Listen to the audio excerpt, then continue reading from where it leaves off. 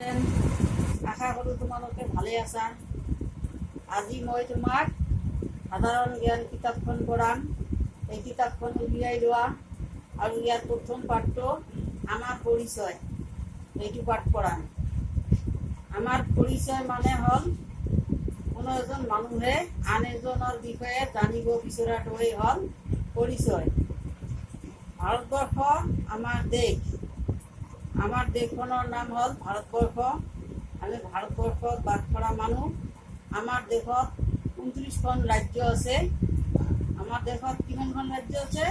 29খন ৰাজ্য আছে আৰু 7খন ইউনিয়ন টেৰিটৰী আছে আৰু 7খন হ'ল কেন্দ্ৰীয় শাসিত অঞ্চল।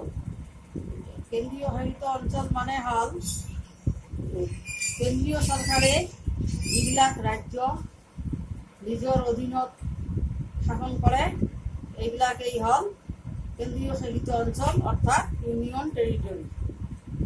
ভাৰতবৰ্ষত বাস কৰা লোকসকল হ'ল ভাৰতীয়।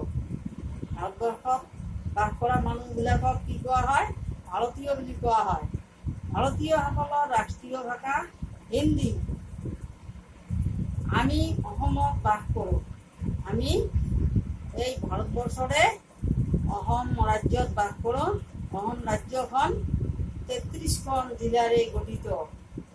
অসম ৰাজ্যখনত কিমানখন জিলা আছে? 33খন জিলা আছে। ইয়াৰ ভিতৰত 4খন জিলা বড়োলেণ্ডত আছে। বড়োলেণ্ড মানে বিডিএডি এলেকা যিটো আমি কওঁ, সেইটোৱে হ'ল বড়োলেণ্ড। অসমৰ ৰাজধানী অসমৰ ৰাজধানী কি? দিছপুৰ। দিছপুৰখন ক'ত? দিছপুৰখন গুৱাহাটী। আমি অসমত বাস কৰোঁ বাবে আমাৰ এখন প্ৰিয় ভাষা আছে। এই ভাষাটোৰ নাম আমাৰ অসমীয়া। এই প্ৰিয় ভাষাটোৰ নাম কি? অসমীয়া। অসমীয়া ভাষাটো ভাৰতৰ ৰাষ্ট্ৰীয় স্বীকৃত ভাষা। ৰাষ্ট্ৰীয় স্বীকৃতিপ্ৰাপ্ত ভাষা হ'ল অসমীয়া।